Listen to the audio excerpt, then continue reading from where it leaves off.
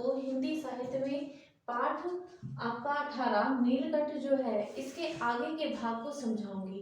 पिछली कक्षा में बच्चों आपने इसके प्रारंभ के भाग को समझा। उसमें आपने पढ़ा कि लेखक किस तरीके से पक्षी को लेकर के जाता है और पिंजरे में जो पक्षी वाला है वह उसकी विशेषता बताता है कि मैं भी समझता हूँ कि इंसान की भांति पशु पक्षी में भी जीव है, उनको भी जीने का अधिकार है, अर्थात उन्हें मृत्यु की ओर धकेलना नहीं चाहिए, जिस कारण वह नहीं बेचता है। फिर उस वाले को जैसे तैसे करके उनको घर लेके आते हैं और बच्चे उनके साथ खेलने लगते हैं। इसके बाद उसका परीक्षण करके आगे भाग इसका बढ़ता है। तो आइए बच्चों इसके आगे के जो पाठ है उसको हम पढ़ करके समझें। धीरे धीरे दोनों मोर के बच्चे बड़े होने लगे। उनका कायाकल्प वैसा ही क्रमशः और रंगमय था जैसे इल्ली से तितली का बनना। मोर के सिर की कलगी और शघन ऊंची तथा चमकीली हो गई। गोल आंखों में इंद्रनील की नीलाभ देवधि झलकने लगी। लंबी नील रहित ग्रीवा की हर भंगिमा में पूछ छाही तंगे उठने लगी। दक्षिण बाम दोनों पंखों में सलेटे और सफेद आलेखन स्पष्ट होने लगे। पूंछ लंबी और उसके पंखों पर चंद्रिकाओं के इंद्रधनुषी रंग उद्दीप्त हो उठे। रंग सहित पैरों को गर्वीले गति से नई गति गरिमा से सज्जित कर दिया गया। उनका गर्दन ऊंची कर देखना, विशेष गरिमा के साथ उसे नीचे कर दाना चुगाना, पानी पीना, टेढ़ी कर शब्द सुनना आदि क्रियाओं में जो सुकुमारता और सौंदर्य था उसका अनुभव देखकर ही क्रिया जा सकता है, गति का चित्र नहीं आंका जा सकता। मोरनी का विकास मोर के समान चमत्कारी हो तो नहीं, परंतु अपनी लंबी पूंछ शाही गर्दन, हवा में चंचल कलगी, पंखों की श्याम श्वेत का अर्थ होता है बच्चों काला सफेद। श्याम श्वेत शब्द का अर्थ होता है काला सफेद। ठीक है, श्याम श्वेत अर्थात काला सफेद। पत्र लेखा, पत्थर गति आदि से वह भी मोर की उपयुक्त सहचरणी, साथ साथ कर्तव्यों का पालन करने वाली सहचरणी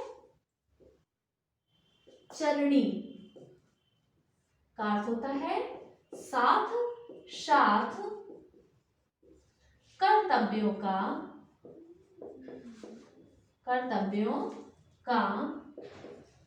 पालन करने वाली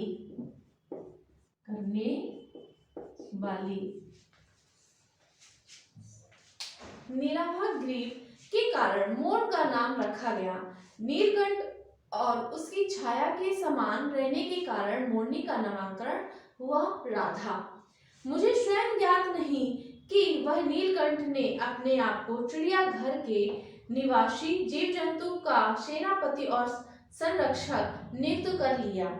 सवेरे ही वह सब खरगोश, कबूतर आदि की सेना एकत्र कर उस ओर ले जाया गया जहां दाना दिया जाता है और घूम घूम कर मानो सबकी रखवाली करता रहा।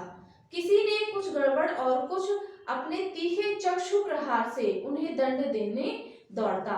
खरगोश के छोटे बच्चों को वह चोंच से उनके कान पकड़कर ऊपर उठा लेता था और जब तक वे आर्तक क्रंद का अर्थ होता है बच्चों दर्द भरी ऊंची रोने की आवाज। आर्त क्रदंग का अर्थ होता है दर्द भरी रोने की ऊंची आवाज।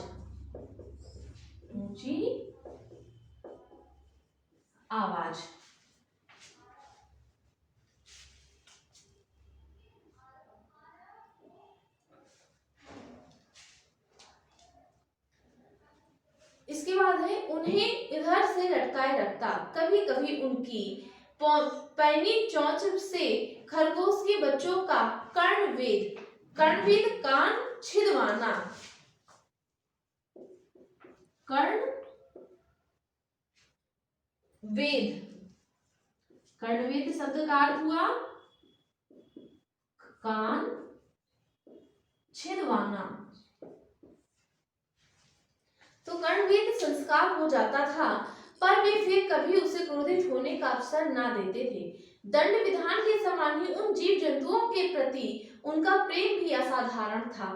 प्रायः वह मिट्टी में पंख फैलाए बैठ जाता था और वे सब उसकी लंबी पूंछ और सघन पंखों में छुआ पुछोला सा खेलते रहते थे। ऐसे ही किसी स्थिति में एक सांप जाली के भीतर पहुंच गया। जब सब जीव जंतु भागकर इधर उधर छिप गए, केवल एक शिशु खरगोश सांप की पकड़ में आ गया। निगलने के प्रयास से सांप ने उसका आधा पिछला शरीर तो मुंह में दबा रखा था, शेष आधा जो बाहर था उसे ची ची की स्वर भी इतना तीव्र नहीं निकल सकता था कि किसी को स्पष्ट सुनाई दे सके। नीलकंठ दूर ऊपर झूले में सो रहा था। उसी के चौकन्ने कानों ने उस मंद स्वर की व्यथा पहचान कर और वह पूछ पंख समेट कर सर के एक झपटे से नीचे आ गया। संभवतः सहज चेतना से ही उसने समझ लिया होगा कि सांप के फन पर चोंच मारने से खरगोश का घायल हो सकता है। उसने सांप को फन के पास पंजों से दबाया और फिर चोंच से इतने प्रहार किए कि वह अधमरा हो गया। पकड़ ढीली पड़ते ही खरगोश का बच्चा मुख से निकल आया, परंतु सचेष्ट वह फिर पड़ा रहा। राधा ने असहायता देने की आवश्यकता नहीं समझी, परंतु अपनी मंद केका से किसी असामान्य घटना की सूचना सब ओर प्रसारित कर दी। माली पहुंचा, फिर हम सब पहुंचे। नीलकंठ जब सांप के 2 खंड कर चुका, तब उसे शिशु खरगोश के पास गया और रात भर उसे पंखों के नीचे रख उष्णता देता रहा। कार्तिकेय ने अपने युद्ध वाहन के लिए मयूर को क्यों चुना होगा, यह उस पर पक्षी का रूप स्वावलंब देखकर समझ में आ रहा था। मयूर कलक प्रिय वीर पक्षी हिंसक मात्र नहीं है, इसी से उसके बाद चील आदि की श्रेणी में ही रखा जाता है। उसका जीवन क्रूर कर्म के निमित्त है। नीलकंठ ने उसकी जाति विशेषता थी ही, किंतु उसका मानवीयकरण भी हो गया था। मेघों की श्यामली छाया में अपने इंद्रधनुष के गुच्छे जैसे पंखों को मंडलाकार शब्द आया है बच्चों यहाँ पर, मंडलाकार अर्थात गोलाकार। मंडलाकार का अर्थ होता है गोलाकार या मंडल के आकार का, गोल आकृति वाला। तो क्या है इसमें कि मंडलाकार बनकर वह जब नाचता है, मोर जब नाचता है तो आपने देखा होगा पंख वो इस तरीके से पूरे में फैला लेता है, अर्थात वो गोल आकृति में आ जाता है, तो उसे कहते हैं मंडलाकार। तब नृत्य में एक सहसा लय ताल रहता था। आगे पीछे दाहिने बाएं क्रम में घूमकर वह किसी अलक्ष्य शब्द पर हट कर जाता तथा राधा नीलकंठ के समान नाच रही थी, परंतु उसकी गति में भी एक छंद रहता था। वह नृत्य नीलकंठ दाहिने पंख को छूती हुई निकल जाती थी। इस प्रकार से मेरे जालीदार के घाट पर पहुंचे। झूलते ही उतरकर नीचे आ पंखों की सातरंगी मंडली तानकर नृत्य की भंगिमा खड़ा हो गया। प्रायः मेरे साथ कोई विदेशी अतिथि भी पहुंच जाता था और फिर नीलकंठ की मुद्रा को अपने प्रति सम्मान पूर्वक समझकर विस्मयादिबोधक हो उठता था।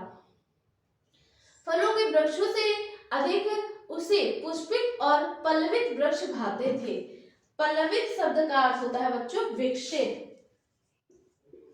पल्लवित शब्द का अर्थ हुआ विकसित, तो उसे क्या है कि पल्लवित वृक्ष भी भाते थे। बड़े मियां के भाषण में फिर दौड़े, देखिए गुरुजी, कमबख्त चिड़िया मारने बाजी का क्या हाल किया है। ऐसे भी चिड़िया पकड़ी जाती है।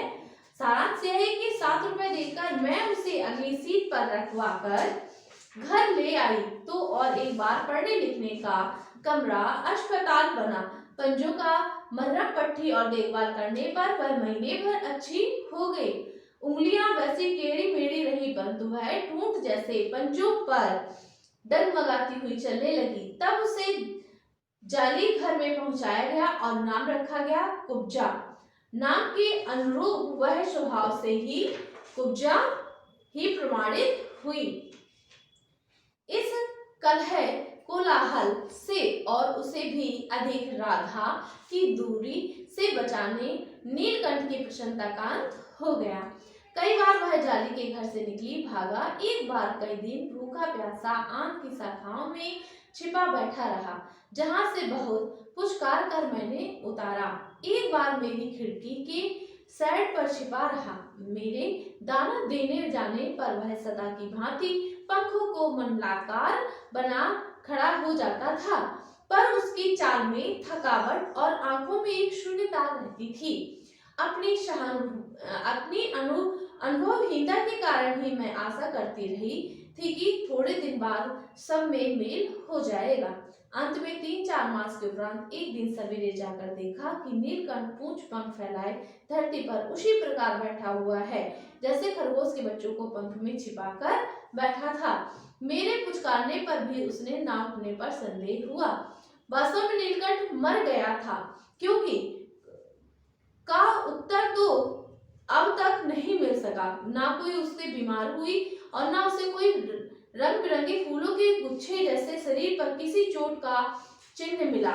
मैं अपने साल में लपेटकर उसे संगम ले आई। जब गंगा के बीच धार में उसे प्रवाह किया गया, तब उसके पंख की चंद्रिकाओं से बिंबित प्रतिबिंबित होकर गंगा का चौड़ा पट एक विशाल मयूर का समान तरंगित हो उठा। नीलकंठ के ना रहने पर राधा तो निश्चेष्ट सी कई दिन कोने में बैठी रही। कई बार भाग कर लौट आया था, अतः वह प्रतीक्षा के भाव में के द्वारा पर दृष्टि लगाए रहती थी। पर कुब्जा को कौतूहल के स्थान खोज ढूंढकर आरंभ की। खोज के क्रम में वह प्रायः जाली का दरवाजा खुलते ही बाहर निकल आती थी और आम, अशोक, अचकनार आदि की शाखाओं में नीलकंठ को ढूंढती हुई रहती थी। एक दिन वह आम से उतरी थी कि कजली अलसेशीन कुत्ता सामने पड़ गया। स्वभाव के अनुसार उसने कजली पर भी चोंच से प्रहार किया। परिणामतः कजली के दांत उसकी गर्दन पर लग गए। इस प्रकार उसका कलह कोलाहल और द्वेष प्रेम भरा जीवन ना बचाया जा सका। किंतु इन 3 पक्षियों ने मुझे पक्षी प्रवृत्ति की भिन्नता का जो परिचय दिया है, वह मेरे लिए विशेष महत्व रखता है। राधा प्रतीक्षा में ही दुकेली है। दुकेली जिसके साथ कोई और भी हो। दुकेली शब्द का अर्थ है जिसके साथ और कोई भी हो, उसे क्या कहते हैं? दुकेला होना। दुकेली है। आषाढ़ में जब आकाश मेघाच्छन्न हो जाता है, तब वह कभी ऊंचे झूले पर और कभी अशोक की डाल पर अपनी केका को तीव्रतर करके नीलकंठ को बुलाती रहती है। तो बच्चों, महादेवी वर्मा जी ने इस नीलकंठ चैप्टर के माध्यम से हमें यह शिक्षा दी है कि पशु हो पक्षी हो, प्रत्येक का स्वभाव जो है वह भिन्न प्रकार का होता है। जिस प्रकार से ईश्वर के द्वारा बनाए गए मानव वह शरीर से एक जैसे होते हैं, परंतु उनकी सोच और उनकी बुद्धि अलग अलग होती है। अर्थात हर व्यक्ति के क्रियाकलाप भी अलग अलग तरीके से होते हैं, कार्य करने का तरीका भी अलग होता है। तो जिस चैप्टर के माध्यम से हमें शिक्षा मिलती है कि हमें क्रूरता ना अपना करके सबके प्रति समान व्यवहार करना चाहिए। आज के लिए बच्चों इतना काफी है। आपका दिन मंगलमय हो।